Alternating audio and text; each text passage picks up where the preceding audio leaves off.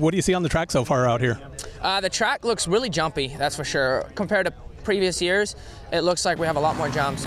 This straightaway right here going across, kind of like a Red Bull straight rhythm, to be honest. It's a super long straightaway. We go over across the start straight back to rhythm. So I think in previous years, there weren't really rhythm sections. It was most of the time like a double and a triple, and you land and you hit some moguls, triple, and then you turn. Where right now you literally have, 3-footers, tabletops, to 5-footers, to 3-footers, and it's a whole straightaway of just rhythm. So it looks interesting. I'm glad we have press day, feel everything out. They used the regular kind of sandier dirt to build the rhythm, so it'll be interesting to see how that'll hold up. I was for sure thinking they'd use more of the clay. But if it's packed in, we're about to find out, see if it holds up. You were so close in Arlington, and then did you kind of get beat down a little bit with flu after that? I did. Yeah, I got sick. It started before Arlington, and I raced Arlington. I felt okay for racing, and then that whole week I went back doing my thing, and it kind of just got worse and worse, and I took a day off to hope it was going to be better, and it didn't. So I went into Detroit feeling super bad, and it stuck into my bones a little bit, just the weakness, and it hung with me for a while. So last weekend I didn't necessarily feel the greatest either, but what kind of hurt me was I got a good start, did a different rhythm, and went back to 6. I couldn't get by Plessinger and stuff, so it was unfortunately not the greatest finish, but I've definitely raced worse than I did last weekend. So I was focusing on getting healthy, having a good week, and just getting my strength back and everything. So we've had a really good week, and the whole team was there. We had a lot of fun. We've done some good motos, and we're ready for here. It'll be interesting. We did some bike changes actually that seemed to help me out. So we got to ride here, see how it feels like, and prove it on the weekend. Yeah, I heard Trey got overtime this week. Yeah, Trey gets overtime. He gets a lot of overtime when we're testing, that's for sure. It helps out a lot because he's really up to speed and riding insanely fast, so you get the best results testing. And if you have 8 things to test, you pick out the top 3 or whatever. It makes it a lot easier on us riders. Saw your pop running around here too. Yep, yeah, my dad's here. He's been here for the past week, a little bit over a week. So it was great, refreshing to have him over. So we've had a good week this week. I think they're leaving next Tuesday. Time to go back. I think for short periods of time it does me good. Somebody to kick my butt, And sure, he will come back towards the end of the Supercross. All right, Justin, when you win the race here, they hand you this big giant trophy. What's it like picking that thing up? Yeah, at the time I had so much adrenaline and I was so excited. I felt like I could lift anything over my head, so it didn't matter how heavy it was. And then the next week I actually got it home, and I think my wife or someone picked it up, and I'm like, oh my gosh, this thing is so heavy. And I went to do it again above my head, and it's really hard actually. It's super heavy. So just crazy how in the moment, and when that adrenaline's going, it's crazy to how much power you have, I guess, mentally and physically and everything. So I hope to be hoisting that thing above my head again tomorrow night. It'd be incredible. Yeah, what was it like winning last year and then coming back here? It felt really cool flying in yesterday, and to be completely honest, I haven't been whenever I come to Daytona, I'm like, all right, just get a solid top 5, and it hasn't really been my strength. And now I'm like landing here like a whole new energized guy, like I can win this thing. So a lot of emotions when I landed. I watched the race back again this week and got me so excited to be here, and just stoked to who knows, man, anything can happen, and don't count me out, that's for sure. Looks like some new gear too.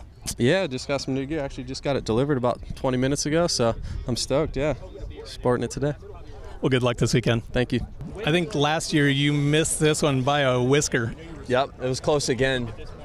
Had a crash in it's like turn 3 or something, down towards the end of the first couple straightaways there, and had to fight back. It was close. It was really close.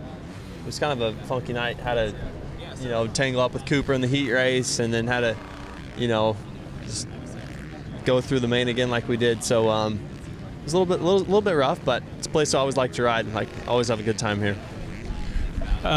You ever have any fantasies of coming out here in a stock car and doing laps here? It's something I'd like to try. I mean, I would never pass the opportunity if I had it. So it's always mind-blowing how steep the banking is when you come to these tracks. So pretty cool to be here. I think the thing that kind of blows me away is you walk up on the front stretch right there, and how narrow it actually is compared to what it looks like on TV. Yeah, I mean that too. So But yeah, like you said, it's narrow, it's steep. Pretty cool to check out in person. I think last week it was a little bit got buried in the start and didn't have the same magic as Detroit. Yeah, I wasn't able to make the moves like I was in Detroit. I just struggled to make passes in general with the way the track really was. Didn't present the opportunities that Detroit did for me, whether it was the track or me riding. But I think it was actually more so the track. There was a couple more ruts in it. It was just harder to really like be open and make more lines. So, but whatever, got to get a better start next time. I think when we come here, there's a little more your style, though.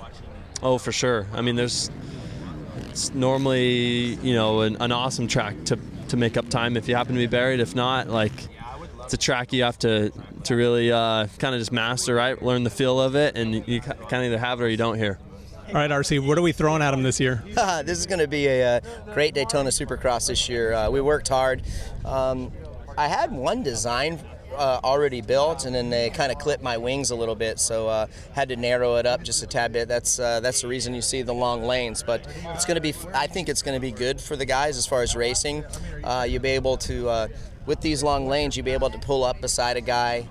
They're so long that it'd be easy to have a miscue, on some of these jumps, and as rough as it gets. So, Daytona Supercross, though, man, it's a nature of its own, and you definitely got to be willing to fight to the end. You got to be strong, and that's what's going to get the job done tomorrow night. What kind of constraints do you have when you're building this? I know there's things like irrigation, and there's probably a flat track underneath this, and everything else. It's funny. People always say, "Why don't you do this? Why don't you do that?" Well, we are under a lot of constraints here. Like I said, I had the track kind of butted up against pit lane, and they're like, no, we can't get that close to pit lane, and it is narrow, and then you have drainage also, so there's a lot of constraints that you have to deal with, a lot of challenges, but that's my job, and I need to do the best with what I got, and at the end of the day, I think the racing is going to be good, and regardless of the restraints we're under. The guys I'm talking to far seem to think it's a little more technical than in the past. Yeah, it's a lot more jumps this year for sure, and I was worried that because the lap time was going to be really fast, I wanted to make it a little bit longer, so we incorporated a lot more jumps, and it's hard to make these guys happy, and then when it's a good design one year, it's always hard to outdo yourself the following year, so we'll play around with it, but I think it's going to be good. I really am happy with the turnout in these long lanes. That's been a lot of talk and chatter this year, and we'll see how it turns out. Nicely done on the heat race last week, and tell me about that, and then what you're expecting here. Yeah, it was good. It's always good to get out and lead laps, even if it's on heat race or whatever it is. But it felt good, felt comfortable. Unfortunately, didn't get the start in the main event, and kind of got tangled up with a tough block in the first turn, and came from dead last to 10th. So still an okay ride, not the greatest, but the result definitely doesn't show how well I rode that night. So. But coming in tonight, I always look forward to Daytona. I think everyone kind of does. It's a little bit of a break and a little bit of break in the season to switch it up, almost get into some outdoor style riding, and it's always fun testing the whole weekend before or a whole week before leading up to Daytona. Everyone's getting together and building a Daytona track, building their Daytona settings. It almost gives you a little bit of a chance to find some settings for outdoors too, coming up in the summer. So it's good. But yeah, this track looks cool. In the past, it's kind of almost like the track you can tell it's going to be single file. This doesn't really look that way to me. Looks like there's going to be some options and a lot of jumps. So that's always good because just to be able to switch it up and have some lanes to pass on is always a good thing. Makes for a lot better racing and more fun racing to watch and to race. All right, Justin, hometown hero this weekend. Yeah, the local boy, 50 minutes down the road. So let's see, a couple things different. Wrist brace, I don't know if you had that last week or not, but also 450 for this week. Yeah, I've had the wrist brace last week. I really could not ride without it right now, so I got a Mobius on there just to support it. I got 2 more coming in today on FedEx just because there's no shot of me riding without this thing right now. I don't think my wrist is fully healed yet.